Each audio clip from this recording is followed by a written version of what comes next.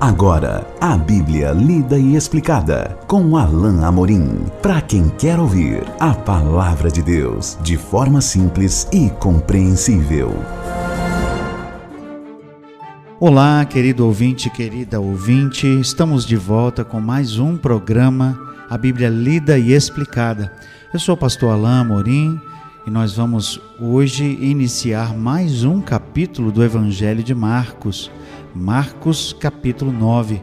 Então eu espero que você já esteja com a sua Bíblia aberta. Em Marcos capítulo 9, nós vamos hoje estudar os versículos 1 ao 13. Diz assim então a bendita palavra de Deus.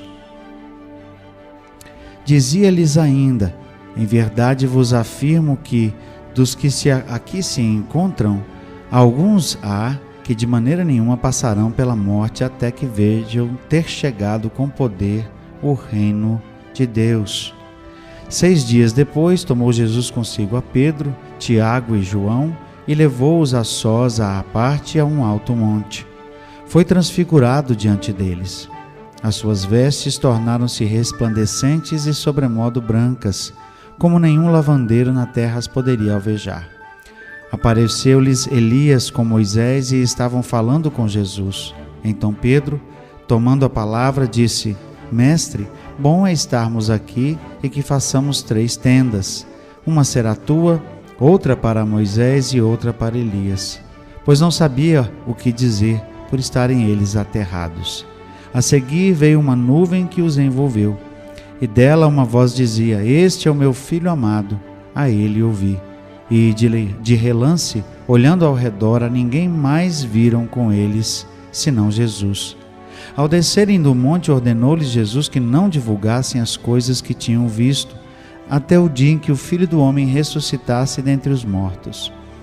Eles guardaram a recomendação, perguntando uns aos outros que seria o ressuscitar dentre os mortos. E interrogaram-no, dizendo: Por que dizem os escribas ser necessário que Elias venha primeiro? Então lhes disse: Elias, vindo primeiro, restaurará todas as coisas. Como, pois, está escrito sobre o Filho do Homem, que sofrerá muito e será aviltado? Eu, porém, vos digo que Elias já veio, e fizeram com ele tudo o que quiseram, como a seu respeito está escrito. Essa passagem é sobremodo significativa, porque Marcos ajunta ou agrupa 2 eventos que estão ligados por causa da sua importância, do seu significado. A transfiguração e depois o alerta de Jesus e a própria consciência de Jesus que foi transmitida aos discípulos, ou seja, a realidade de quem ele realmente era e a espera que os discípulos teriam que ter para revelar isso às outras pessoas. A transfiguração, como está aqui a partir do versículo 2, ocorre, como nós já vimos quando estudamos o livro de Mateus, num momento importante do ministério de Jesus, que a essa altura já estava caminhando para o final. Os discípulos precisavam compreender exatamente quem Jesus era. E como nos diz o próprio Pedro na sua carta em 1 Pedro 1, 16 e 17, nesse momento aqui eles puderam ver a majestade do Senhor Jesus. Então, como o texto nos diz, estavam Jesus, Pedro, Tiago e João, e eles estavam sós num alto monte, e o texto diz que ele foi transfigurado diante deles, ou seja, ele foi transformado de uma tal maneira que eles pudessem ver quem ele realmente era. E o texto descreve isso de uma maneira extraordinária. Suas vestes tornaram-se resplandecentes, sobremodo brancas, como nenhum lavandeiro da terra as poderia alvejar. Apareceu-lhes Elias com Moisés e estavam falando com Jesus. Toda a cena, toda a visão foi impressionante.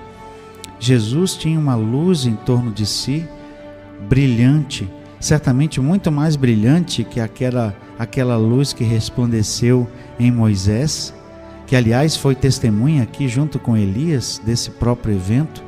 Eles estão presentes aqui como representantes que são da lei e dos profetas, porque tanto na lei quanto nos profetas o Filho de Deus, o próprio Senhor Jesus, foi mencionado e predito. Então eles estão aqui como representantes e testemunhas, como a própria palavra de Deus, da verdade sobre Jesus. Nesse ínterim, Pedro, como o texto nos diz, um pouco atordoado, porque ele não sabia o que dizer, toma a palavra e diz o seguinte: Mestre, bom é estarmos aqui e que façamos 3 tendas. Uma será tua, outra para Moisés e outra para Elias.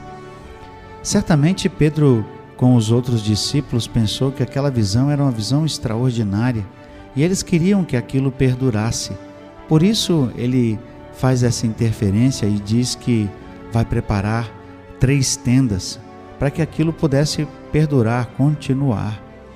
Mas o texto diz que ele não sabia o que dizer porque eles estavam aterrados, eles estavam assustados e tomados de uma surpresa imensa por causa da glória da visão que eles estavam tendo ali diante de seus próprios olhos. Claro, não era nenhuma visão nos moldes que nós temos na Bíblia, mas realmente algo extraordinário que estava bem diante de seus olhos. A seguir, o texto diz: veio uma nuvem que os envolveu, e dela uma voz que dizia: Este é o meu filho amado, a ele ouvi. Mais uma vez os discípulos puderam entender que Deus tinha um papel importante que o seu filho estava cumprindo, e eles deveriam ouvi-lo. Ainda havia outras coisas que Jesus anunciaria, certamente agora também relacionadas com o fim do seu ministério e a chegada do momento da cruz e da ressurreição, de modo que, mais uma vez, o testemunho de Deus aponta para o caráter único de Jesus e da importância de ouvi-lo, da importância das palavras que ele estava proferindo. Mas de repente a visão cessa. O verso 8 nos traz o seguinte: de relance, olhando ao redor, a ninguém mais viram com ele senão Jesus. Em seguida, nos versos 9 a 13, nós temos Jesus ordenando aos discípulos que não divulgassem as coisas que tinham visto. Elas eram maravilhosas, sem dúvida, mas ainda não era o momento de mostrar quem Jesus era, até porque as pessoas não compreenderiam e até mesmo os próprios discípulos ainda precisavam entender quem Jesus realmente era. Veja o que diz o verso 10: eles guardaram a recomendação, perguntando uns aos outros que seria o ressuscitar dentre os mortos, porque Jesus tinha dito que só depois que ele ressuscitasse é que isso poderia ser divulgado. E os discípulos então interrogam Jesus, dizendo: por que dizem os escribas ser necessário que Elias venha primeiro? E o texto diz então: ele lhes disse: Elias, vindo primeiro, restaurará todas as coisas. Como, pois, está escrito sobre o Filho do Homem, que sofrerá muito e será aviltado? Eu, porém, vos digo que Elias já veio, e fizeram com ele tudo o que quiseram, como a seu respeito está escrito. Os discípulos precisavam entender que a divindade de Jesus